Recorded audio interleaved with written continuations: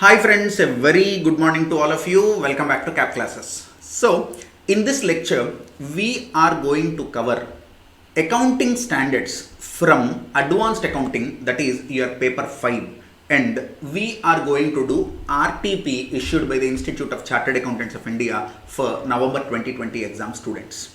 Okay, so as you know, in group 2 we have in advanced accounting paper we have many accounting standards, and there are two things to be considered here. One, the number of accounting standards in group 2 is more. Two, they are little advanced standards also. So what we are going to do is all these accounting standards I am dividing it into two parts. So this is going to be lecture part 1. After that, in part 2 I will do remaining half of the accounting standards. So in this accounting standard we are going to discuss AS4, AS5, AS7, AS9 and AS14. So all the standards are very important from exam point of view. So listen carefully. Shall we start? So we are starting with problem number 12, which is on accounting standard 4. So in this RTP there are total 20 questions, and first 11 questions are from other chapters, and from 12 to 20 all the questions are from accounting standards. Okay, so let us start from AS4. What is AS4? Contingencies and events occurring after balance sheet date. So 12A. A fire on 2nd April 2020 completely destroyed a manufacturing plant of Omega Limited, whose financial year ended on 31st March 2020.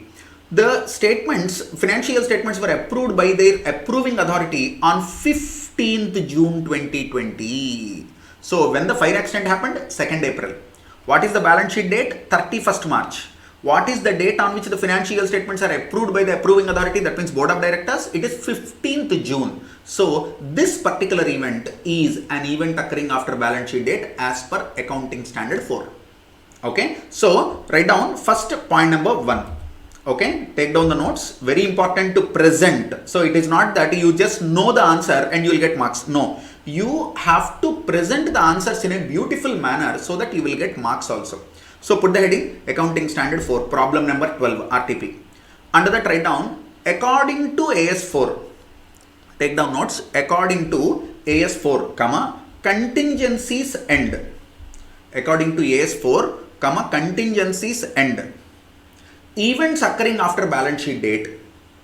According to AS4, comma, contingencies and events occurring after balance sheet date, comma, an event that occurs after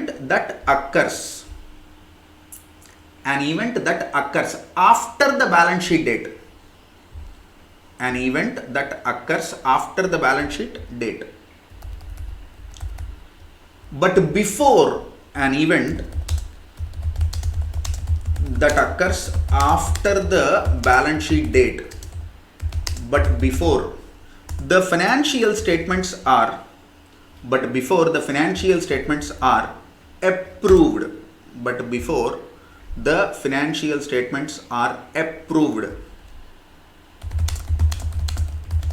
by the approving authority, in brackets board of directors in case of company, by the approving authority. An event that occurs after the balance sheet date but before the financial statements are approved by the approving authority are known as events occurring after balance sheet date. As per AS4, are known as events occurring after balance sheet date. Okay, so let us do quick revision also, that will be useful for your preparation. These events are classified into two. They are A, adjusting events, B, non-adjusting events. You remember this? They are categorized into adjusting events and non-adjusting events. So what are adjusting events? Adjusting events are the events which provide additional evidence about the conditions that exist on the balance sheet date. What are the adjusting events? Adjusting events are the events which provide additional evidence about the conditions that were already exist existing on the balance sheet date. For example, debtor. Debtor is already existing on the balance sheet date. He is suffering from financial stress. So you have created a provision for bad debt. Subsequent to the balance sheet date, before the board of directors approved the financial statements, he announced a bankruptcy, insolvency. That is an adjusting event. Okay, fire accidents, any natural calamities, these kind of things are new events. They are not extension of any condition existing on the balance sheet date. They do not provide any additional evidence about an event occurring on the balance sheet date. Say for example, May 5th there is a fire accident. What condition you have on the date of balance sheet? Nothing. This is a new event. These are called non-adjusting events. So what is a non-adjusting event? A non-adjusting event is an event which is a new event and that does not provide any additional evidence about the conditions existing on balance sheet date.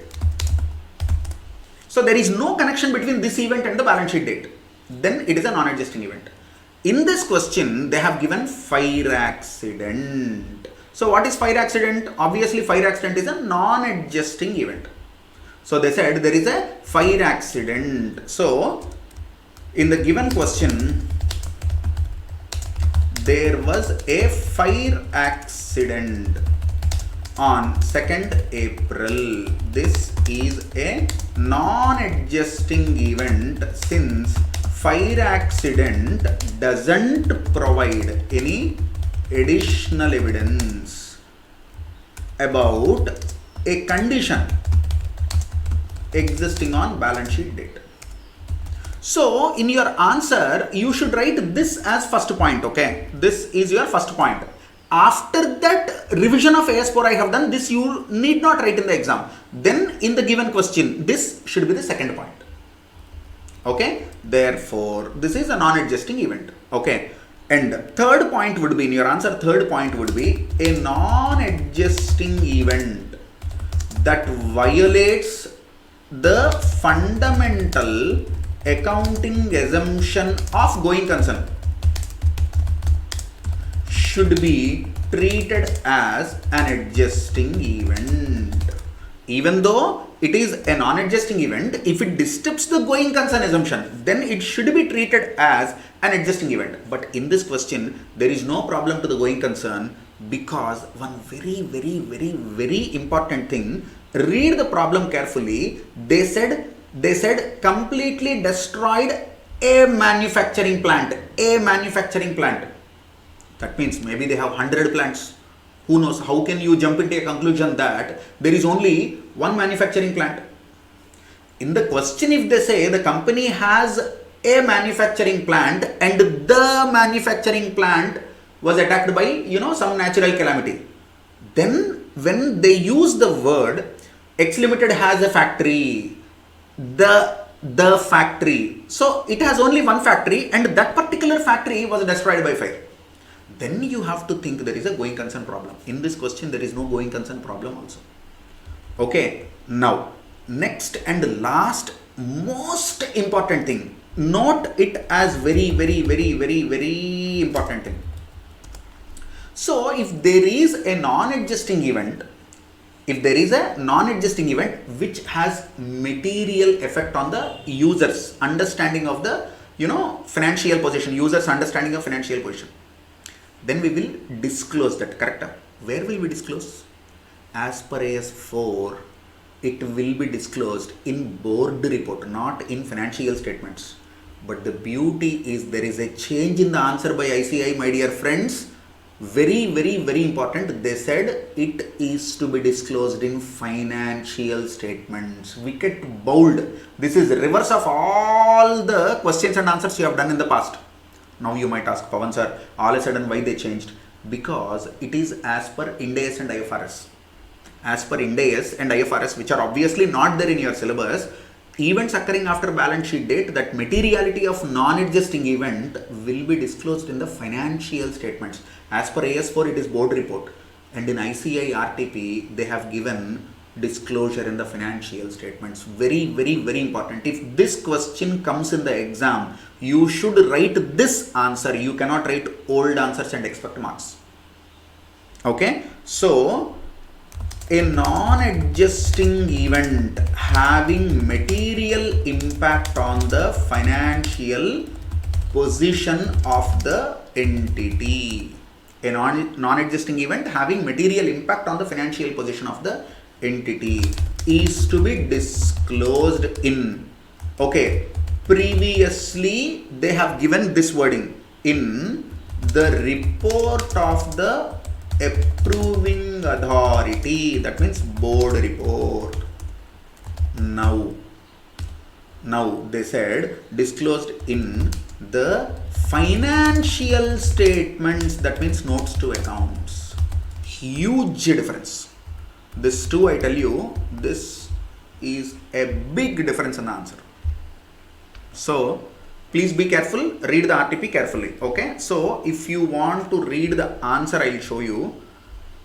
Surprisingly, they gave, notes to accounts. It's not director report. They changed the answer. Very surprising. Okay, so read this.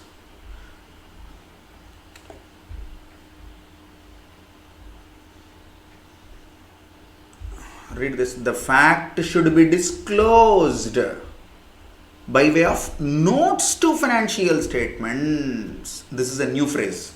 Previously, it was disclosed in the report of the approving authority, that is board report. So please make a note. Read the solution once.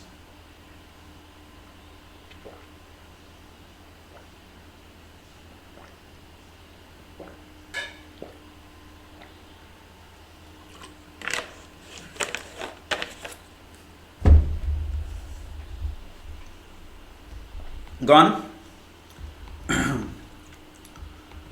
So are we done? We'll go to next question. 12A ho gaya. Let us go to 12B. Okay, this is very easy question. Okay, 12B is on AS5. Do you remember what is AS5? Net profit or loss for the period, prior period items, change in accounting policies. Okay, it discusses with various things like ordinary events, ordinary and exceptional events, extraordinary events, prior period items, changes in accounting policies, changes in accounting estimates. This is the scope of AS5. Now let us say the question. The accountant of Virish Limited has sought your opinion whether the following transactions will be treated as change in accounting policy or not for the year ended 31st March. Please advise him in the following situations in accordance with the provisions of relevant accounting standard. You need to write AS5 and the big name, net profit or loss for the period, that you need to mention. Now, till the previous year, the machinery was depreciated on straight line basis over a period of 5 years. From the current year, the useful life of furniture has been changed to 3 years. So what is the life of the asset? Originally 5 years. Now you revised the life to 3 years. So what is this? Is it a change in accounting policy? No. So what it is? It is a change in accounting estimate. So a quick revision as per AS 10, property, plant and equipment. Now you tell me one thing, okay? So previously, present. Previously 5 years, present 3 years. Is it a change in accounting policy? No, it is a change in accounting estimate. Okay, so what is this? This is life. Okay, so this is one. Then residual value, useful residual value. So previously you said residual value is 25,000 or say 30,000. Now residual value is 15,000 only. What is this? This is also a change in accounting estimate. Previously depreciation rate. Now we are not considering depreciation rate because it goes with the life of the asset. But imagine if depreciation rate is given, previously 20, now it is 15. That is also change in accounting estimate only. That is also change in accounting estimate only. Now, please be careful. Please be careful. Method of depreciation previously, straight line method. Now WDV. Is it a change in accounting policy or it is a change in accounting estimate? Previously, few years back, it was a change in accounting policy. My dear friends, you joined chartered accountancy course. In professional courses, you should not carry whatever you have learned in your BCom +1 +2, something like that, okay? Then you might have definitely studied that it is a change in accounting policy. But now, remember, if there is a change in the method of depreciation, that is no more a change in accounting policy, it is change in accounting estimate only. Now student will ask, sir, what is the difference?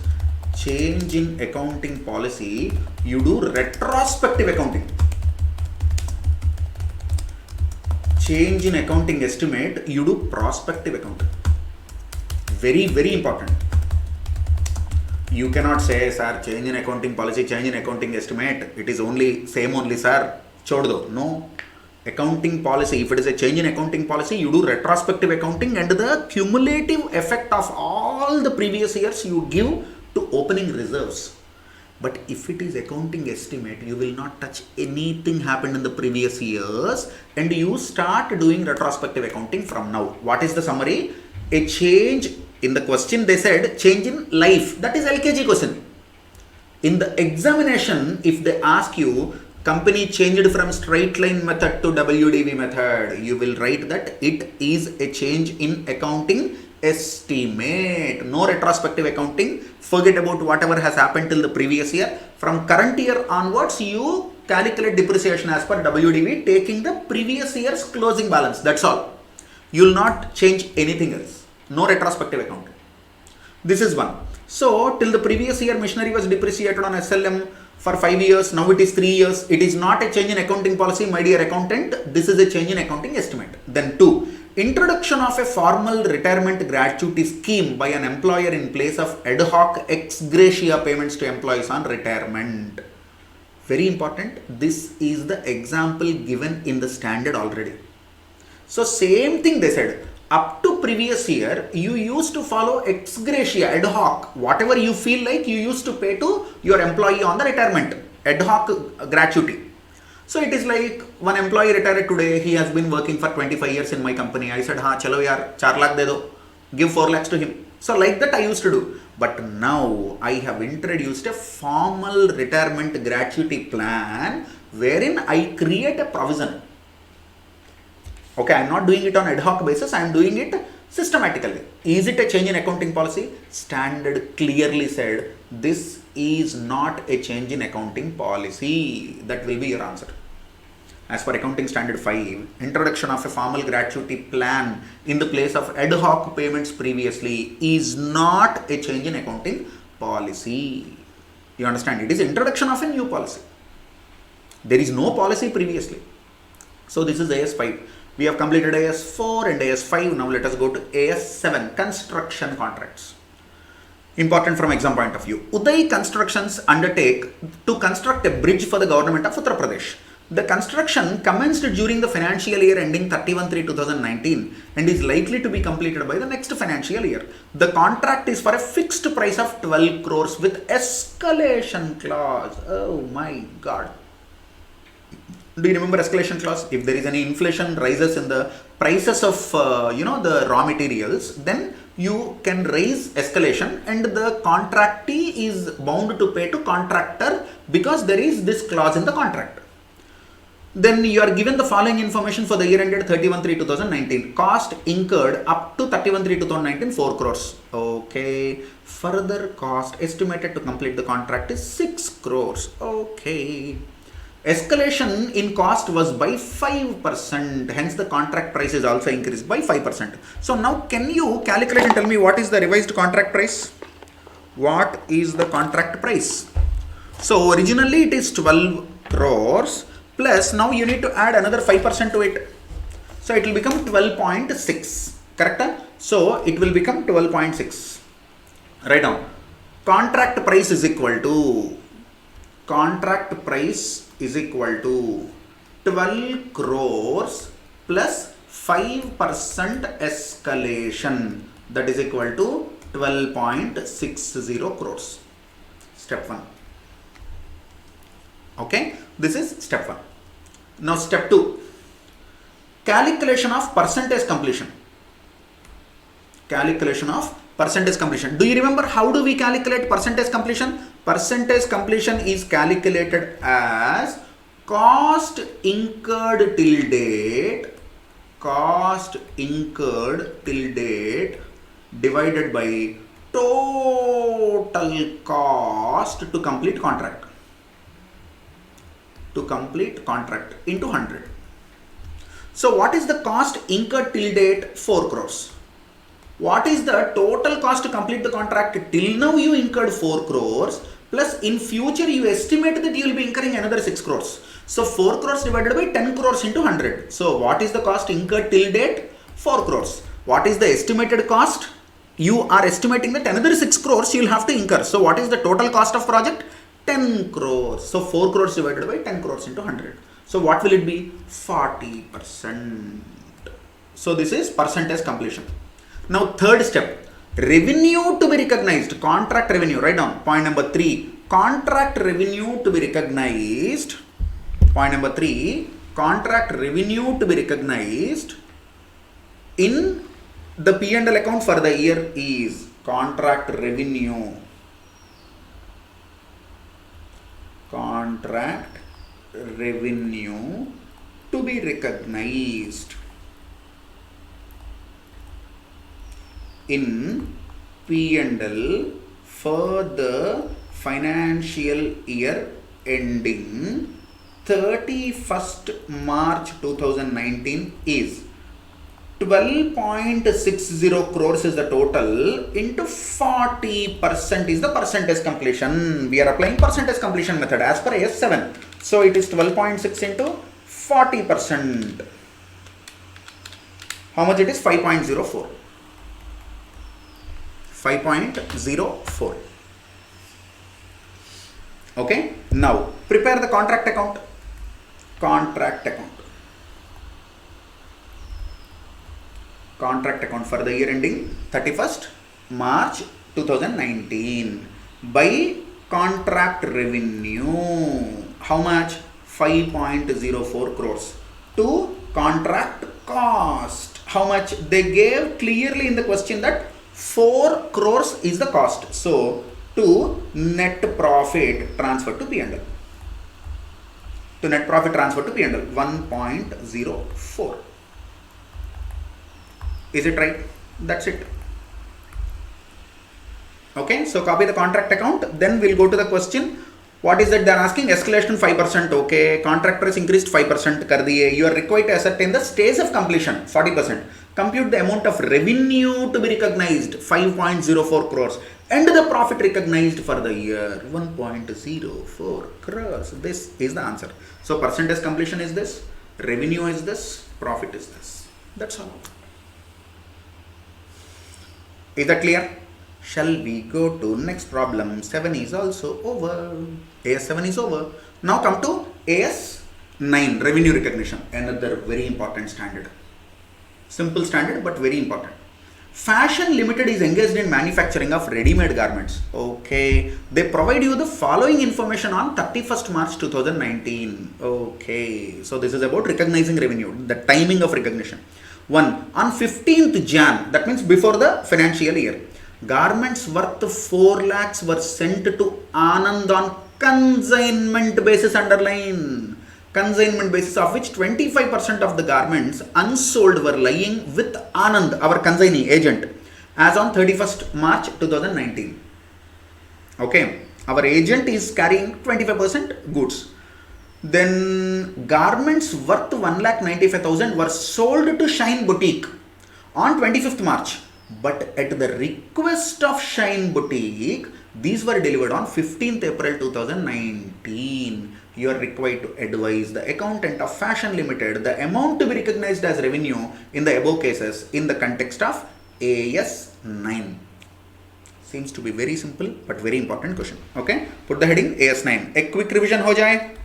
Shall we discuss what is AS9? In AS9, we discuss recognition of revenue. So, revenue for the purpose of AS9 is classified into 3. One is sale of goods. Second one is rendering services. Third one is usage of enterprise resources by third party. Usage of enterprise resources. I have a resource, I have given to you. So you need to pay consideration to me. Usage of enterprise resources. Yielding. What could it be? It can be interest, it can be dividend, it can be royalty income to me. I have given my technology to you. You need to pay royalty to me. I have given my investment in equity shares to you. My cash is invested in your company's equity. You need to pay dividend to me. I have given a loan to you or purchased debentures or bonds. Then you have to give interest to me. So for me, this interest income, dividend income, royalty income, they are revenue, no? AS9 is applicable. Okay, for rendering, so how do you recognize interest? On time proportion basis, accrued. So how will you recognize the dividends? Dividends are recognized on accrual basis. You can. Before receiving dividend, you can, but you should record dividends when the legal right of the investor is existing. When the legal right is existing in the hands of the investor, two things. One, when the share is quoted in the stock market on ex-dividend basis. When the share is quoted in the stock market on ex-dividend basis, then the right is in the hands of the investor. Or you can say in layman language, AGM. When the company declares dividend in AGM, then as an investor I will get the dividend. Okay, then dividend can be recognized. So to recognize dividend, you should have legal right to receive. Legal right to receive. Royalty on accrual basis based on contract. Royalty agreement is there, no? Based on the contract, you can recognize revenue. Then what about rendering services? There are two methods. Completed service method, completed service contract method, and the second one is completed service contract method. The first one is, and the second one is proportionate complete.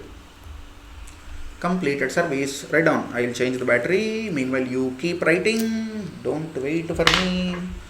Completed service contract method. Completed service contract method, and the second one is proportionate. Completed service method. Second one is proportionate completion method.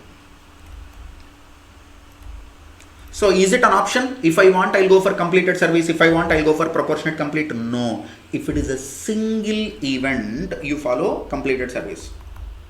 Single performance. If it is a series of performances, then you follow proportionate completion method. Now we are coming to the present question. The whole accounting standard 9 revision is over. The whole AS9 revision is over now. Now coming to sale of goods. When the sale can be recorded? A sale can be recorded. Revenue from sale of goods is to be recorded. Write down. Revenue from sale of goods can be recorded when the risks and returns associated with the ownership of the goods. Risks and returns associated with the ownership of the goods are transferred by the seller to the buyer. Then you can record sale. So what is that?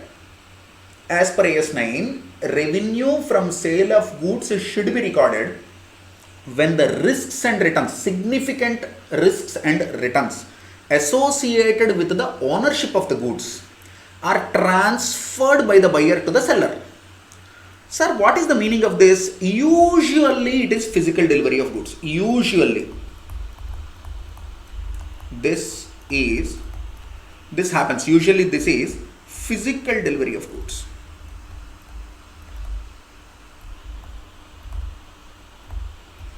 But there are exceptions, my dear friend. There are 3 exceptions. So exceptions to physical delivery.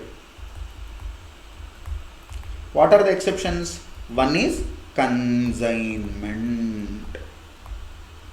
So physical delivery happened. So I have sent goods to the consignment agent. Physical delivery is gone, but sale is not gone. Even when the goods are lying in the godown of my consignment agent also, still they are my property only. So when the goods are sold by my consignment agent to the outside third party, then I recognize sale. Till the time I should not recognize sale, I should include the inventory lying in agent's godown in my books of account because it is my inventory. This is consignment. 2. Sale on approval or return basis. Sale on approval or return basis. So there is a regular customer. You are my regular customer. So one fine day you came and you said, Pavan, I want to buy this calculator. Will this work properly? I said, yeah, this works properly. Try for 1 week. If you like it, then only buy. Otherwise, bring it and I will take the return. So this is sale on approval or return basis. So is physical delivery given to the buyer? The answer is yes. But is there sale? No. Only when you approve there is sale. Or when the 7 days lapsed, then there is sale.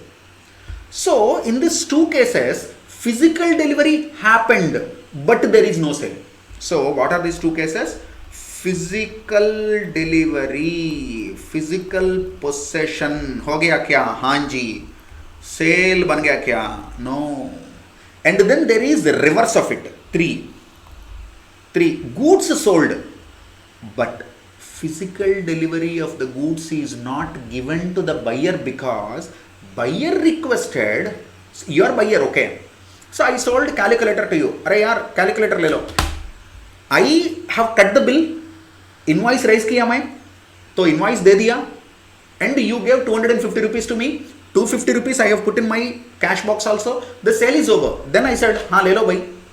Then you said, hey Pavan, keep it here. I'll come back and I'll take it. I said okay. So the delivery of goods is delayed due to customer's request. What is this third one? Delivery of goods delayed due to customer's request. Then tell me, physical delivery is there? No sir. Sale is there? Yes sir. Because the risks and rewards of the goods are already transferred to you, I received the consideration also.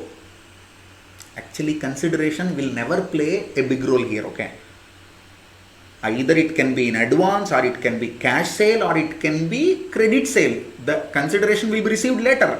That will not create any impact on Accounting Standard 9. Accounting Standard 9 is never dependent on whether the seller received the consideration. Never. It is transfer of significant risks and returns associated with the ownership of the good transferred. Transfer of significant risks and returns associated with the ownership by the seller to the buyer. So this is the whole standard. So whole standard revision ho gaya. Now, so on 15th Jan, I have sent 4 lakh rupees worth goods to my consignment agent. Okay. Out of that, 25% garments are unsold. So 3 lakh rupees should be recorded as sale because that is sold to the third party. And the cost of the remaining 1 lakh goods, 1 lakh could be selling price. Its cost could be 70,000. That should be included in the inventory of the fashion limited. You understand? Then second one, garments worth 1,95,000 sold to some customer, but the customer did not take the delivery. But still it is sale. 1,95,000 should be treated as sale. So the sale to be recorded is 3 lakhs from first point, 1,95,000 from the second point. And then there is closing stock in your hand. That's all. With this, Accounting Standard 9 is also over. Then AS 14. AS 14. What is AS 14? Accounting for amalgamations. So, ye dekho. SOM Limited agreed to take over Dow Limited on 1st April 2020. The terms and conditions of takeover were as follows. 1. SOM Limited issued 56,000 equity shares of 100 rupees each at a premium of 10 per share to the equity shareholders of Dow Limited. 2. Cash payment of 1 lakh rupees was made to equity shareholders of Dow Limited. 3. 20,000 fully paid preference shares of 70 rupees issued at par to discharge the preference shareholders of Dow Limited. You are required to calculate the amount of purchase consideration as per the provisions of AS 14. Do you remember the para? Para 3G. Simple to remember also. 3G. Para 3G of Accounting Standard 14 discusses about purchase consideration. Write down. Write down. Problem number 14B from AS 14. Para 3G of Accounting Standard 14 defines purchase consideration. Para 3G of AS 14 defines purchase consideration. Purchase consideration is the cash or equity shares or preference shares or any other security or other assets, okay, given by the transferee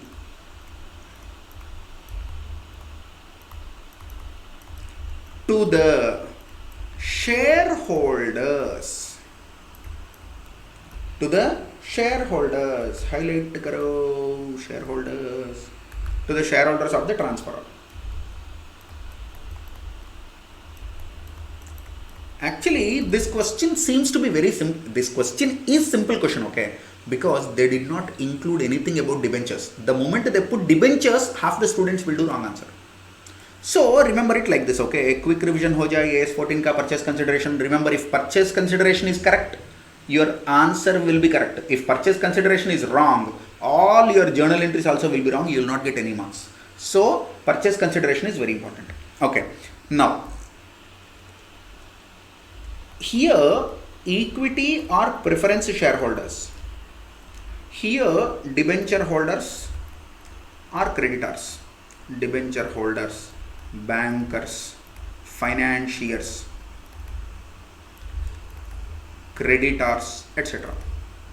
So here you have given cash, you have given equity shares to them, you have given preference shares to them, you have given debentures to them, you have given bonds to them, or anything you have given. So who is the recipient? Receiver is shareholder. So all these things form part of purchase consideration. So remember one rule. I put it like this to all my students. I put it like this. What is given is not important. To whom it is given is important. What is given is not important. To whom it is given is important. Is it given to equity shareholder? Yes, sir. Anything it is. I have given my wristwatch. Fair value of wristwatch is purchase consideration. No doubt about it. I have given my car. To shareholders, I have given my car. Shareholders agreed. Fair value of car is purchase consideration. I have issued equity shares of my company, PC. I have issued preference shares of my company, PC. I have issued debentures of my company, PC. I have issued bonds of my company to shareholders of the other company. It is PC, purchase consideration. But anything you pay to debenture holders, bankers, financiers or creditors is not PC. Even if you give equity shares or preference shares to debenture holders also, that is not PC. Some students will write equity shares issued to debenture holder because they focus on the equity shares. That is the reason, my dear friends, I am telling you, what is given is irrelevant. To whom it is given is relevant. So it should be given to shareholder. It can be to equity shareholder or it can be to preference shareholder.